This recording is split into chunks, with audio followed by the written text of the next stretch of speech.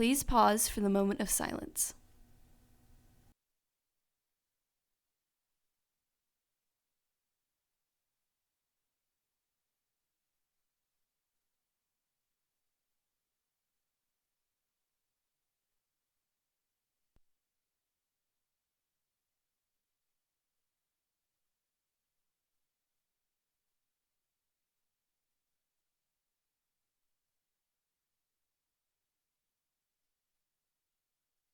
Please stand for the pledges.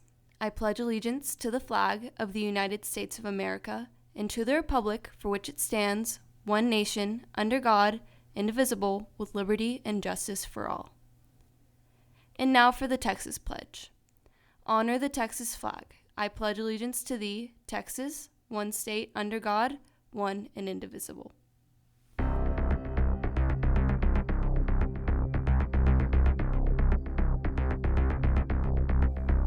A beloved theme park is moving its headquarters to a familiar Texas stadium. New adventures for some members of Marvel's cinematic universe revealed. And I'm here with Mr. Roy to talk about a lesson on Black History Month. NHSTV Live starts right now.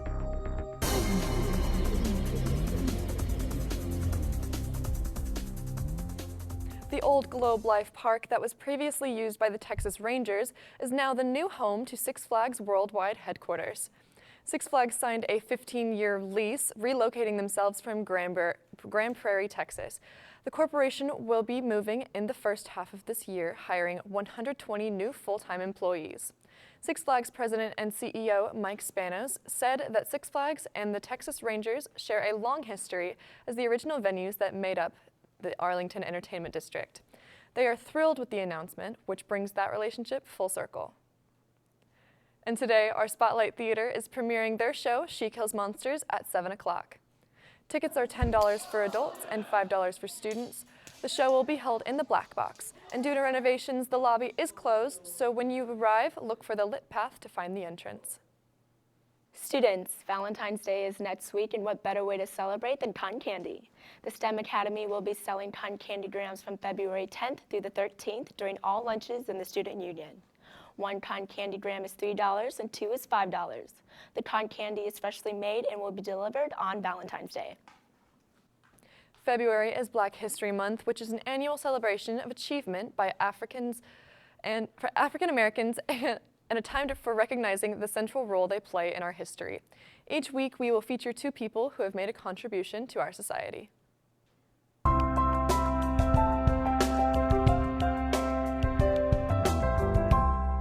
In 1864, George Washington Carver was a born slave, but later became one of the most well-renowned inventors and scientists in the African American community.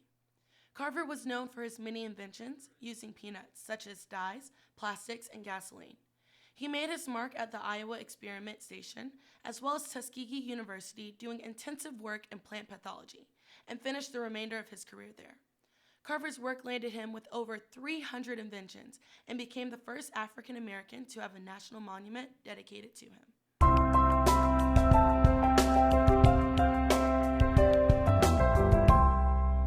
In honor of Black History Month, the class is visiting the library today where they will learn about different historical influences. Javier Rivera Cordero is in the library with Ms. Leroy right now. Javi? Thanks, Kaylee. So, Miss Leroy, what's happening behind us? Well, we're doing a Black History lesson, and so we've divided the library into different contributions made by African Americans in history. And so we have We Need Diverse Books, which is a movement of young adult Black authors. We have back here sports contributions. Over on this side, we have music and art.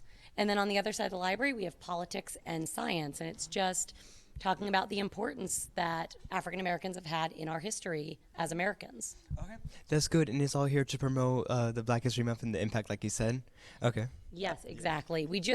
It's really important that we just recognize all the contributions that all Americans do in America. And the fact is that sometimes we overlook Black history, which is why we have a whole month dedicated to promoting it.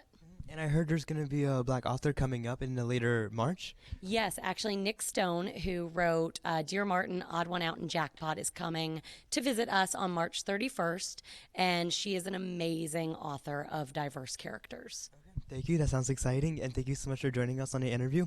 Back to you, Kaylee. Thanks, Javi. This week's weather has been a roller coaster ride of temperatures. Hey, Ryan, what's our weekend looking like?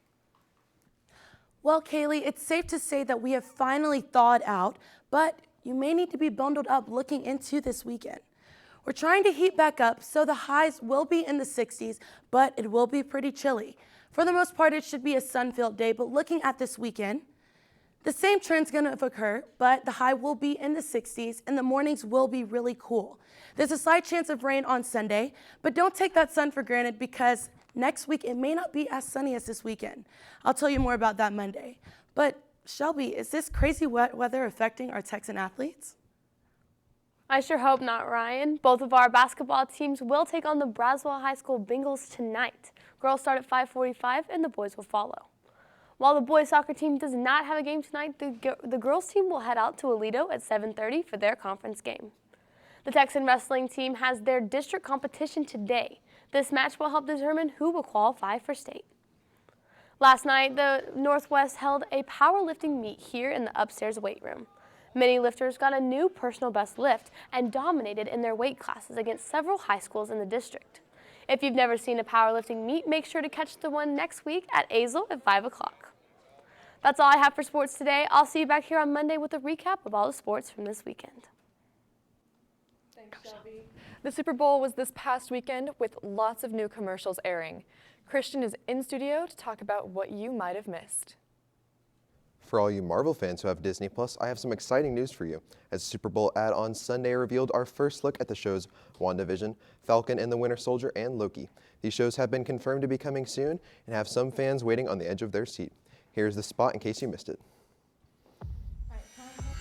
It's time.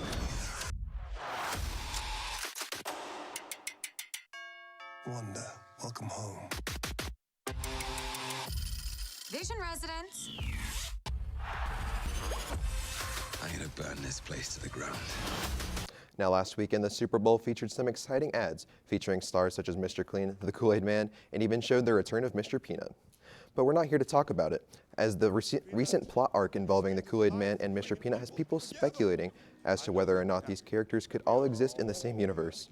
I personally think this team of remarkable people could top the MCU not only in popularity, but power. Another thing going on is the 92nd Oscars happening this Sunday night on ABC. 2019 has some great films, some not so great, but the best of the best are to be awarded by the Academy. The nominees for Best Motion Picture of the year are as follows.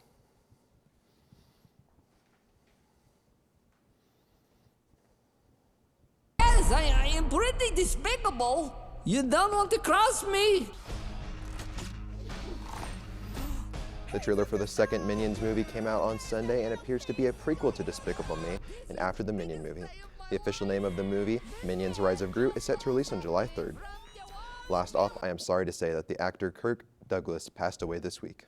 For those who don't know, Kirk Douglas was considered one of the last great surviving members from Hollywood's golden age, appearing in award-winning films such as Spartacus, Champion, and many others. His son Michael Douglas, who plays Hank Pym in Ant-Man, says his father was loved by many and will never be missed, and will be missed. That's all I have this week. Texas, Mitchell will be back Monday with your entertainment update.